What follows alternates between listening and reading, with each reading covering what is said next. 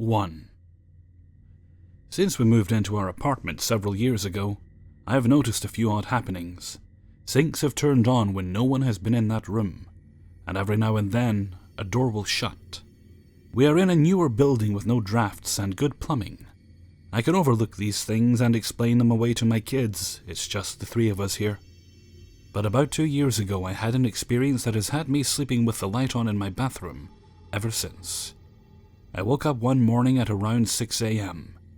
I have my bed in a corner of my room under a window, and on the opposite side from my bedroom and bathroom doors. When I woke up, I was facing my wall away from both doors. I sleep with my phone on my bed, and that morning I decided to read some emails and check out Facebook. I scrolled around on there for a while and liked a few posts. After about 10 minutes, I decided to get up and use the bathroom. I rolled over and peeked out the window to get a glimpse of the sunrise, but it was a cloudy morning. I then looked at my bedroom door, which I always keep open a crack, to see if my son had gotten up, as he is an early riser. As I was looking toward the door, something caught my eye in the bathroom. There was a man in there. I felt completely paralyzed. He was wearing a tan Carhartt jacket, what looked like work boots, a black cap, and black gloves. He was wearing light-colored denim jeans, too. His face was round and he had some beard stubble. I think it was the gloves that did it. I was lying there absolutely terrified, but those gloves snapped me back to some sort of presence of mind, and started to realize that he must be there to hurt my children and me. In what felt like a minute, but had to only be a few seconds, I decided that I would charge him, try to knock him out somehow, drag him out into the main apartment hallway, and call the police. All without waking up the kids. I was convinced that's what I could do. Fight, not flight. I had to protect my babies. Sometimes when I think back on it, I can almost feel the adrenaline rushing through me again. I threw back the sheets that were still on my legs, jumped out of bed, and charged at him. I could see the shock on his face, and he looked around himself as if trying to figure out how to dodge me. It was only about 3 steps to get to my bathroom door. As I reached it, he disappeared. Seriously, completely gone. I stood there for a couple of seconds, feeling really confused.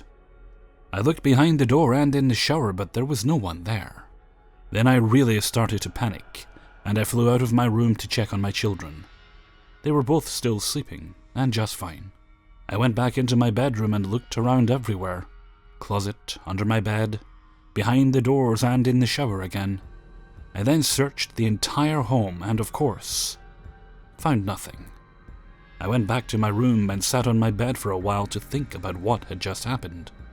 Maybe I had really been asleep and had a nightmare that got me out of bed. I thought that could maybe be the case until I remembered I'd been on my phone.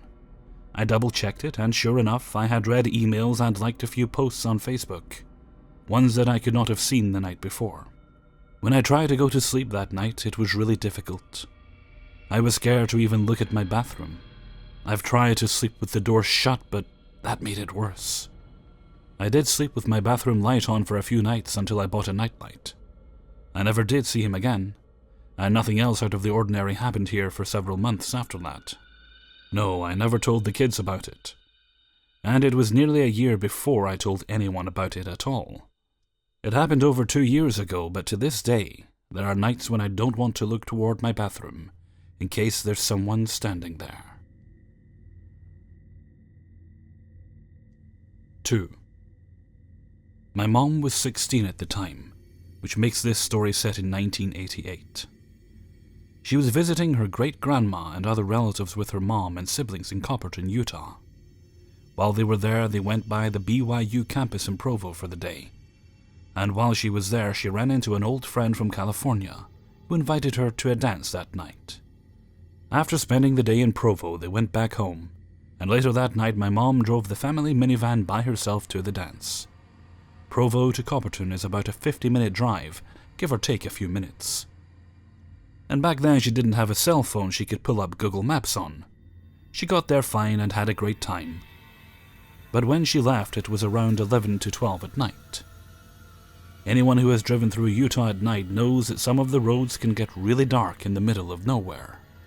and my mom found herself lost on her drive home after the dance. Copperton was, and still is, a pretty rural area with a lot of deserted streets and highways, with no streetlights. For the life of her, she could not figure out how to get home, and couldn't remember the directions. She knew she was somewhat close because she could recognize the copper mines, but she was a teenager and panicked about being lost with no ways to contact someone to call to help her get home. She didn't know if she had driven too far and had passed where she needed to go, or if she was going in a completely different direction than home. She told me to remember that this was at 12 on a Saturday night in Utah, so she really did feel like the only one out there, since it was pretty empty on the streets. She ends up coming across a gas station, a 7-Eleven off the freeway in the middle of nowhere. There wasn't any other buildings around it, but she finally saw lights and knew she could ask the cashier at the 7-Eleven directions home. As she went inside, she realized she didn't know her great-grandma's phone number or address, so she just asked how to get to Copperton. Even though she really only ended up not too far away from home, the dude was useless and couldn't give her any directions that would help. One thing my mom noticed when she had spotted the gas station was that there were no cars around. I don't know if the cashier got a ride or not, but she was very clear that there were absolutely no cars or buildings around, just this lonely 7-Eleven off the main highway. She was wondering if she should just keep driving around, but she hopped up into the van and sat there for a few, just wanting to be somewhere that had lights while she tried to figure out what to do. As she was in the car, she hears a knock on her window, and a man was standing outside the car. She hadn't seen this man in the store, or in the surrounding area, and was a little startled, but she rolls down the window. He asks my mom, "Did I hear you were looking for directions to Copperton?" My mom says yes, and he tells her that he could give her some directions. My mom gets a little piece of paper and a pen from inside the car, and he writes down the directions for her. She thanks him, puts the paper down on the console, and looks in the rearview mirror to make sure he wasn't behind her car when she pulls out, but she couldn't find him. She said he wasn't walking away, there was no car or anything. She said she wondered if he went into the 7-Eleven but didn't see him there through the windows. I thought it was creepy that he just disappeared, but my mom said she was more worried about hitting him. She thought it was odd, but the weirdest part was his directions. They were so specific to get home from the very spot they were. There was no way a random person would know them and be able to write them all down for her. An example my mom gave me was this. You go to the left, there will be a 4-way stop. Go to the right, and 4 miles down the road turn left. The directions didn't actually go to her grandmother's exact house, but it got her close enough to turn into town that she could remember how to get back. I asked her what he looked like, but she says she has no recollection since it was so long ago. The most she could give me was that he seemed like a completely normal guy, probably in his 40s. I guess he was so normal looking that he didn't really stand out to her in any way over the years. I asked her if she thought he was a ghost, but she said no. It's worth mentioning that she is religious and thought he was sent to help her, and she had been praying many times that night that she could find her way home or get help. Regardless, if she thought it was an angel or someone compelled by higher powers to help her, I still get chills when I think about it, and it definitely is creepy to me. I am not particularly religious, but I love all things paranormal, so it is a bit comforting to imagine a guardian angel helping my mom out that night. Who knows what it was, a guardian angel, hitchhiking ghost, or some random guy who gets his kicks, spending his nights in small gas stations in the middle of nowhere in Utah. All I know is that I'm glad my mom ran into whoever he was, and not something more sinister. 3. When I was a small girl around 5 years old, my mother and grandmother would buy me porcelain dolls. Despite my consistent protest that I didn't like these dolls and had no interest in them, they would continue to gift me with them for birthdays and special occasions. I asked why once, and the only response my mother gave was, "They'll be worth a lot someday." During the summer one year, when I had turned 8 years old, my mother, one of my older cousins, and I were driving home from picking me up from school and decided to stop by a garage sale down the street from our house. The house wasn't creepy, it was rather modern looking. Had a small family living there, but they were moving.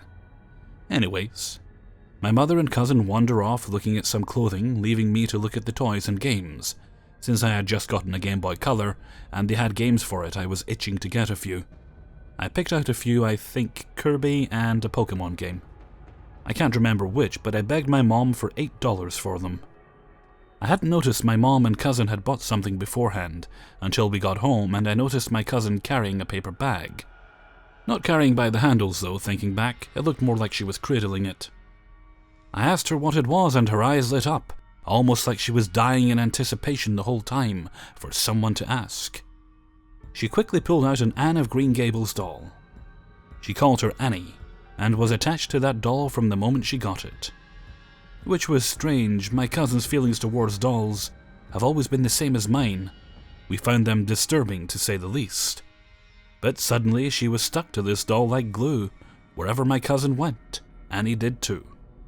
It was almost a little intimidating at some points. She would become very agitated and irritable away from the Annie doll, and would accuse us of hiding her or throwing her away, going so far as rummaging through all my belongings and garbage looking for her. And my mom, dad, and I always sincerely told her we had never moved the doll. But it would appear in the most mundane spots. On top of the fridge, in the cupboards, under the bed, in heat vents. I remember one time I found the Annie doll sitting propped on the edge of my bed, facing toward my door, so it was the first thing I made eye contact with walking in. I was paralyzed when I saw her sitting there almost taunting me with this blank, emotionless smirk. I shrugged it off as my cousin trying to mess with me. Usually. My parents also claimed to another they felt uneasy around the doll after a few months of it being under our roof. Like it was watching them, and my mom even claimed she saw the doll standing on its own on the couch, but when she looked back it was laying on its side looking at her. After a while the doll went missing. Completely. No one was able to find it. I remember my cousin flipping off the handle and accusing everyone in the house that they got rid of it. The most off-putting part is she always said, "Annie always told me you didn't like her. She told me you all hated her and wanted her to leave." I did find her talking to the doll a few times, but I always thought it was in the way I did imaginatively. But a part of me started to feel she was having actual deep conversations with this doll, and I was sorry to find out later I was right. More years passed, and I was around 16 living in a different part of my country. I hadn't seen this doll in over 5 years, and had pretty much forgotten about it at this point. Until my mom ended up going to visit my aunt and cousin, who had the doll all along. When she came back, my cousin had apparently passed me on a gift. I was excited, of course, and eagerly opened the pack, but my heart sunk seeing the eyes of the same Annie doll my cousin had so long ago. I almost wanted to break the doll right there, throw it away and never look back, but I couldn't. It was a gift after all. A month or so after, I had made sure to keep this doll in a box under the stairs with the rest of my dolls.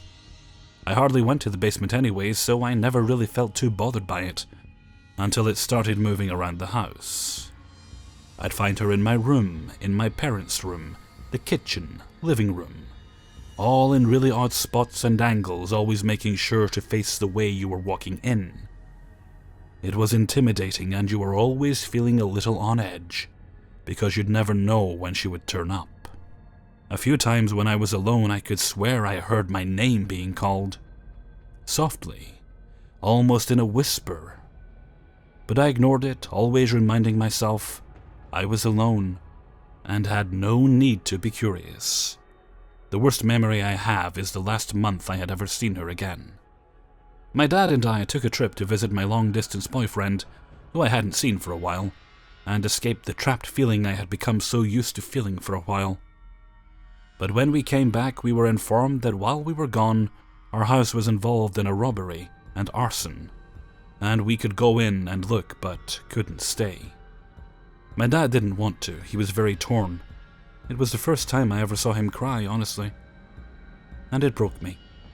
But I went in. Most of the place was stable. It was heavily smoke damaged, though, I don't know why. But the first place I seemed to rush to was under the stairs, and saw the box burnt. The fire had been started there, and everything was in ashes, which relieved me in a weird way. But I guess I should have waited a little longer and looked through the place fully, because as I stepped into the living room I see Annie, laying in the middle of the floor in perfect condition, not even touched, or fazed by the ash and smoke or fire damage. I walked to her and I picked her up hesitantly, only to find the patch of carpet under her was black, covered in ash and soot, meaning she was placed here after the fire. But the police told us the place was being watched by police after the fire for 2 days. No one came in or out of the house. I think at this point, I had hit my limit with this doll. I remember my eyes swelling with tears and having this awful feeling of anger take over. I screamed, "Why? Why won't you just leave me alone?" I, of course, didn't get an answer. To be honest, I didn't want one. I threw the doll as hard as I could with all the anger and hatred that had built up into it, and watched it shatter against the fireplace mantel. I felt nothing. No release, no good feelings after. I thought I'd be to the point of jumping up and down with joy. Despite the fact that everything else was gone, so was this doll. But here I was just standing there emotionless and numb. I almost regretted doing it, but after thinking of all the times that doll would just move around and stare at me with this genuinely ominous expression, disappear for weeks or months on end, only to return as if nothing happened. Years went by, and my life had gotten a lot better to some degree. I moved again, this time in with my boyfriend. He's 24, I'm 23 currently. And I've been genuinely happy and hadn't thought about Annie in years. But sadly that changed the other night. I was up a little later than usual after a long graveyard shift. I got out of work late, around 2 a.m, and when I got home I couldn't get myself to feel tired, with my usual routine being a calming tea and some fruits before bed. Usually I'd be right to sleep alongside my boyfriend, but this night was very off. I couldn't seem to shake the feeling someone else was there. And it was a familiar feeling, the same feeling I had as a child and teen. Annie. I can't prove what I saw or heard, but I remember sitting up and shifting out of bed to watch some TV, to distract myself. And once I turned on the lamp, I could have sworn for one moment I heard a child scoff or groan softly. And we don't have a child. The light flickers on, and I swear to God, I saw Annie for a brief moment, sitting on the couch, staring at me. With that stare it felt slightly different. More piercing and intimidating. As if she was trying to let me know she was not happy about what I did to her. As quickly as I thought I saw her, after blinking she was gone, and I was standing there alone, shaken, and more on edge than I've ever been. I'm not sure what I'm looking for here. Advice, similar stories, thoughts?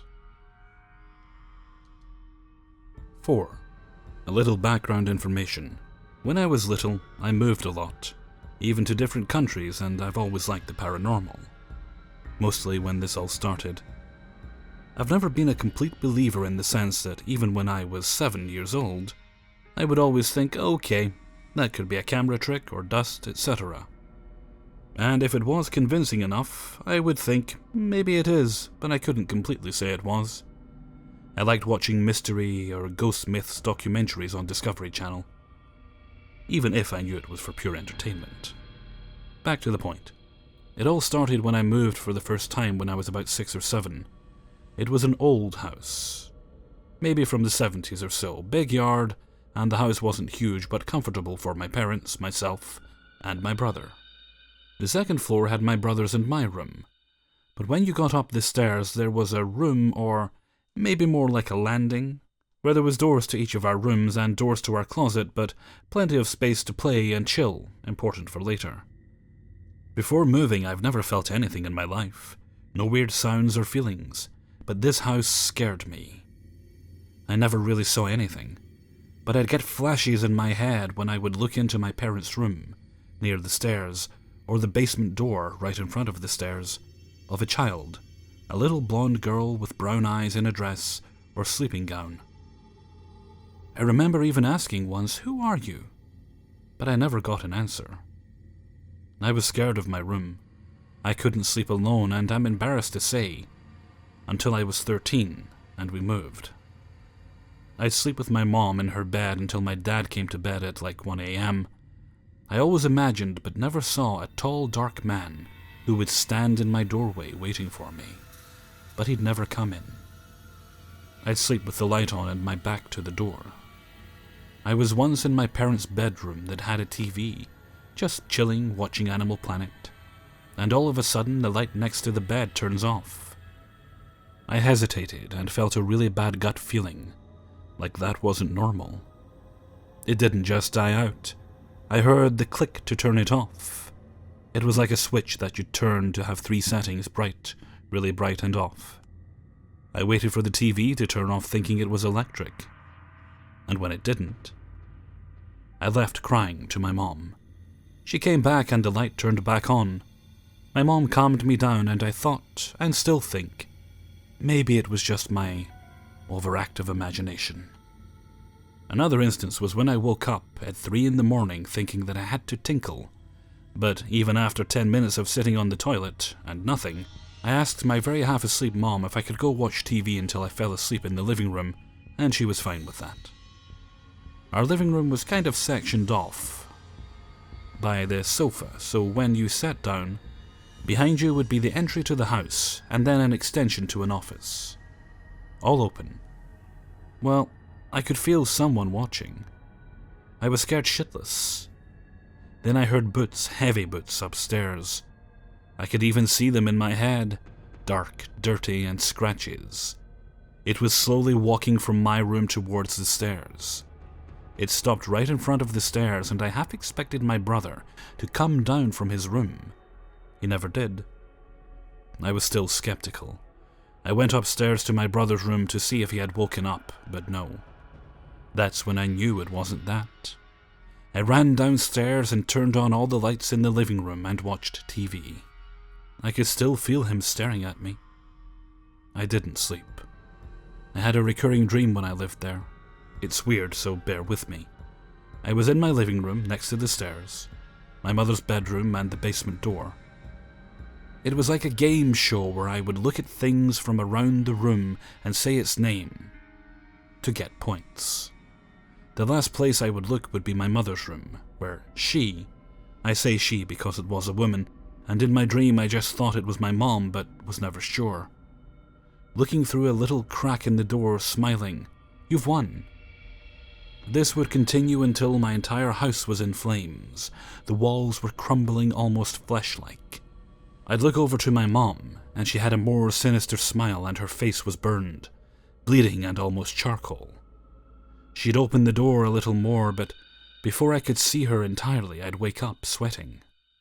I could never be alone in my house. I was terrified. No one else seemed to feel or see things like me, so I kept quiet. We moved a couple of times more, and I never felt those eerie feelings or flashes of things in my head, until I moved recently, about 10 months, into my current home. I get flashes of a middle-aged man looking at me. Sometimes even if I don't get a flash, I feel like someone is there. Although it's different, not so scary. But I'm afraid of asking who it is because the last time I did that, all hell went loose. It didn't help when he told me the previous owner, an old man, died there. What is wrong with me? I've always explained it as an overworked imagination, but it feels too real to me. 5. I worked for a state forest service in the tri-state area several years ago, in a field location that was a 250-plus-year-old farmhouse. The basement was dug in compacted earth.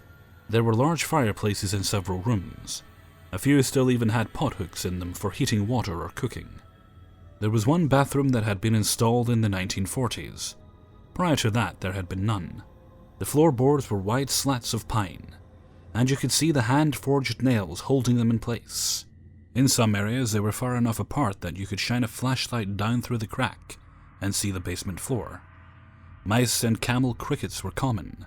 They were just a fact of life we lived with, as was the ancient oil furnace we had in the basement that broke frequently.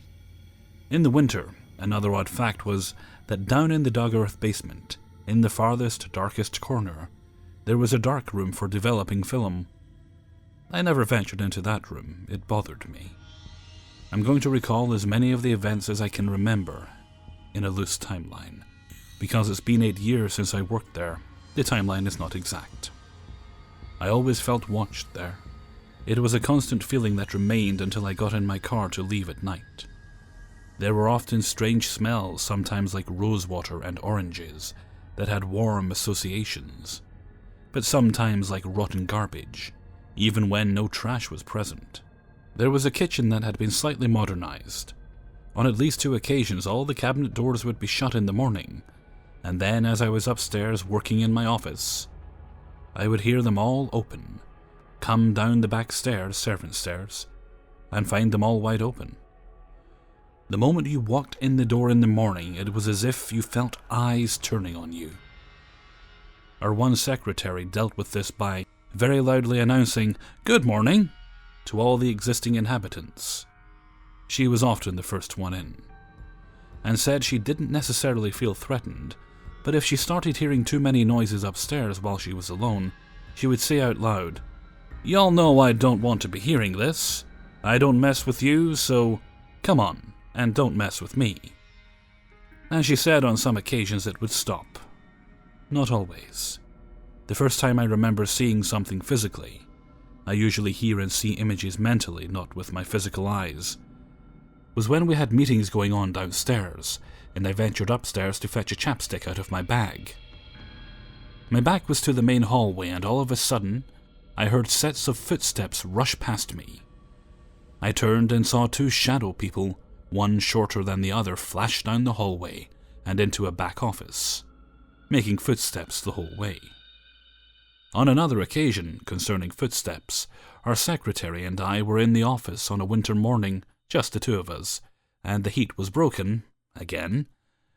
We sat in the same room downstairs trying to stay warm with a space heater.